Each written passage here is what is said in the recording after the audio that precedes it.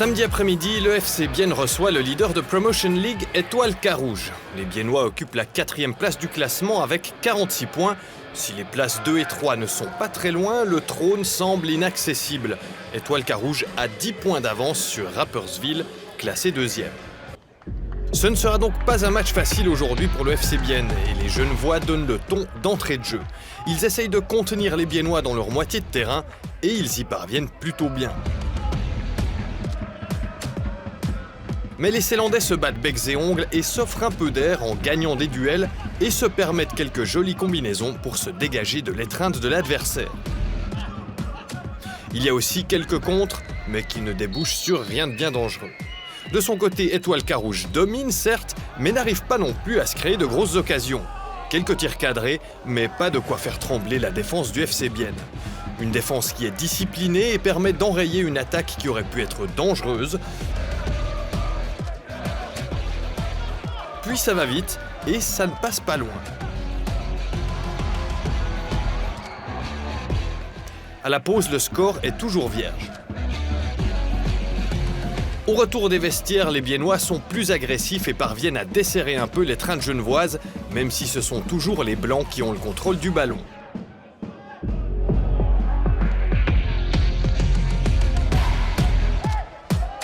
On approche de la 70e minute de jeu quand les Biennois frôlent l'ouverture du score une fois, puis deux quelques instants plus tard.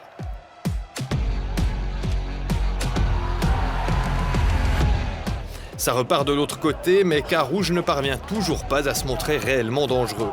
Les Biennois misent tout sur les contre-attaques, mais ça ne donne rien.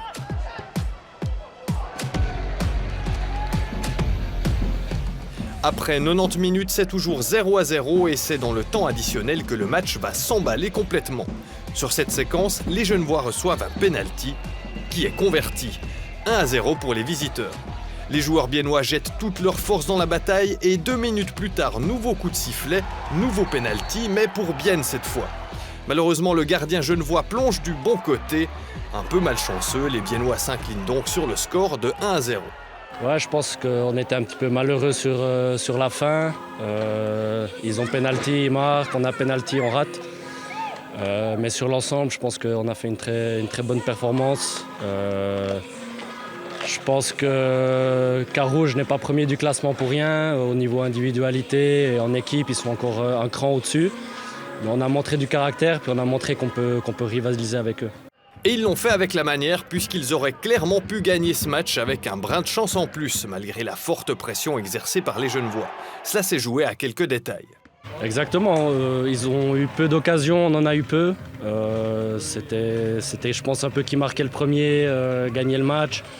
Mais on a montré une solidité défensive sur aussi les 3 derniers matchs.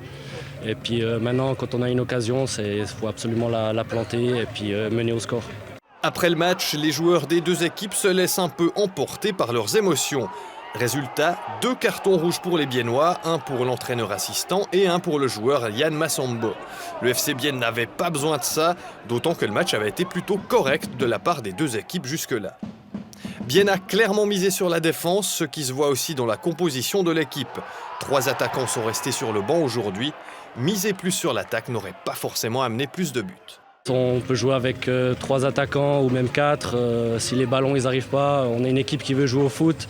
Si on n'arrive pas à trouver les joueurs entre les lignes, dans les espaces pour trouver ensuite nos attaquants dans les 16 mètres, ça sert un petit peu à rien. Donc on a voulu, le plan de jeu, c'était de relancer depuis derrière et puis garder le ballon et les mettre en difficulté. Après ce week-end, les Biennois sont toujours à la 4e place du classement.